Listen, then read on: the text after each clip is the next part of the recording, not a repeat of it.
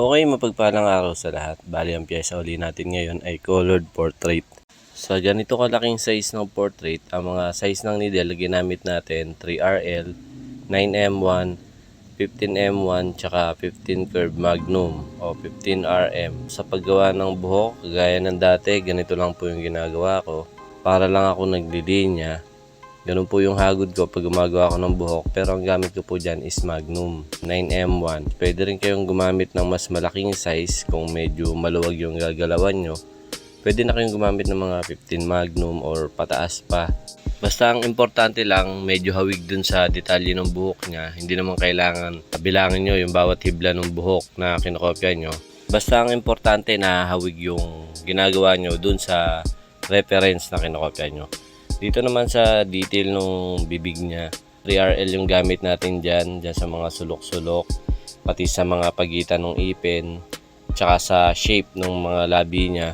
3RL po yung ginamit natin dyan, tapos yung ipin, sinade ko siya ng light wash para hindi siya open tignan. Pwede rin pong mas light pa dyan yung gagawin nyo para mapatayin natin o ma-flat natin yung part ng ipin na yon, kasi pag iniwan lang natin siya na naka-open, wala tayong shade, medyo nakalubog siya tignan kumpara dun sa ibang balat na nasugatan.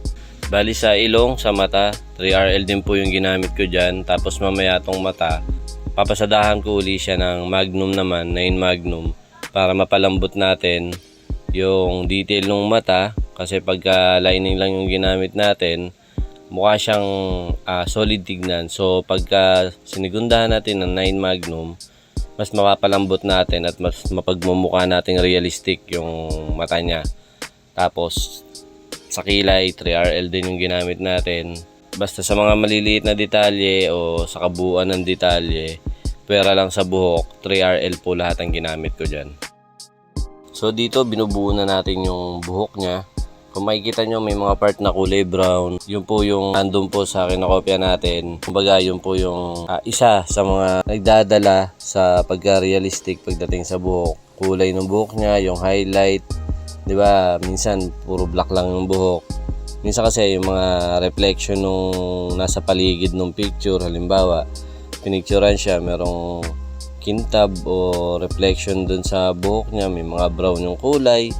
Minsan kahit hindi blonde yung buhok niya, minsan may parang kulay brown na nagre-reflect doon sa buhok niya. Yun po yung ginagawa natin minsan, hindi lang puro black na may gray. Pwede yun. Basta doon sa part na yun, kung may ibang kulay kayo napapansin, magtitira kayo ng space. Hindi buong space kumbaga may detail pa rin sa loob. May mga strand ng hair pa rin pero hindi siya siksik, para makita pa rin yung mga ibang kulay na ilalatag natin doon sa buhok niya, para magmukhang realistic o mas magmukhang ginaya talaga natin yung mga detalye pagdating sa buhok. At yun, maraming salamat sa panonood. Medyo maiksi yung ating video. Pipilitin po natin makagawa sa susunod na medyo mahaba-habang tutorial. Kaya don't forget to follow and share, pero pusuan mo muna bago mo i-share. Muli, ako si Nadsy Alarpe ng Nadsy Tutorial. Hanggang sa mga susunod na video, God bless sa ating lahat at maraming salamat.